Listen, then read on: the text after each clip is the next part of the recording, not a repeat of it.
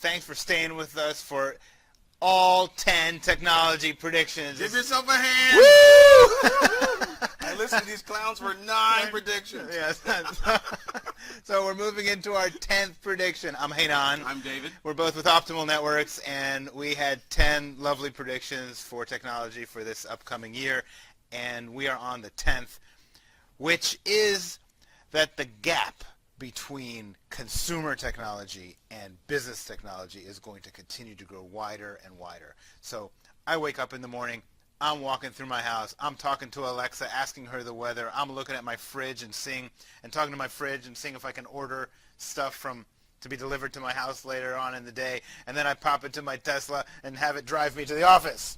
Not quite, but it feels like that sometimes. And on the business front, we're like working on computers and typing, and it's slow and it's not quite working as well as we want it to, and the program might work on one computer but it doesn't quite work well on the next computer, or I don't know, it's just not smooth. Everything you're doing on the consumer front is smooth, and it's improving, and it's improving exponentially, and I think the business improvements are very linear, and so that gap I think is just going to widen and widen because there's more money in the consumer front, and more investment dollars are going there, and people know that if they make one app and it works on an iPhone and people like it and they pay $2 for it, then they're suddenly going to get billions of dollars, right? Where on the business they go and they have to fight account by account and get that get the software into each and every business one step at a time. I just think it takes a lot longer. It takes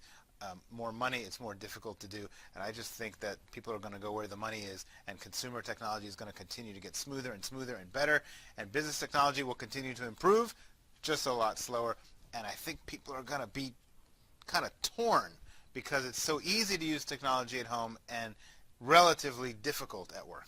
I absolutely disagree with you on this point. How can you disagree with me? And this is how I disagree with you on this point. I do agree that the chasm between consumer technology and business technology is pretty wide right now. But here is why I think it's going to turn.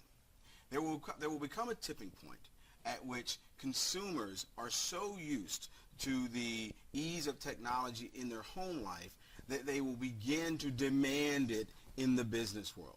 Now, once we get there, businesses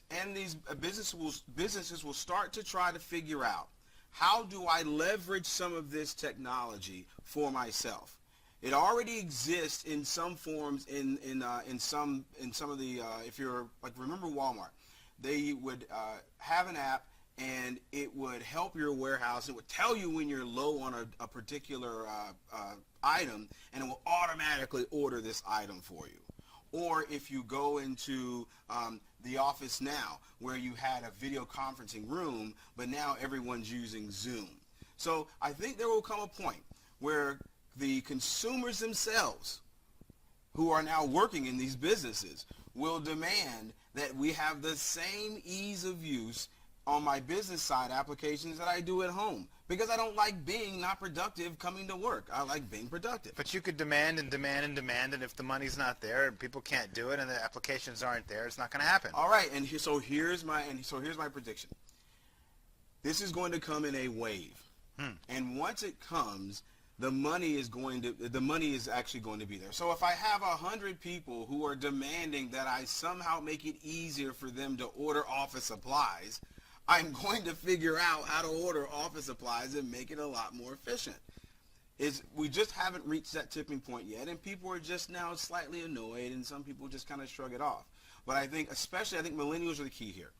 If you get 95% of the work, or 75% of the workforce are going to be millennials. In 2025. In 2025.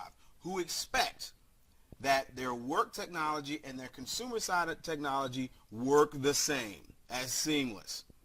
You're going to start seeing a closure in that gap. I don't believe it's going to continue to widen, because I don't think it can. I think at some point it's going to have to tip over, and people are going to have to figure out how to, it's at the very least, how to adopt consumer technology in my office. What do you guys think? Would love to get your comments. Right. No, I could be right too. It's quite possible that I'm right. I am Nostra Campbell. It's great doing all these with you. Thanks, Would love guys. to get your feedback. Yes.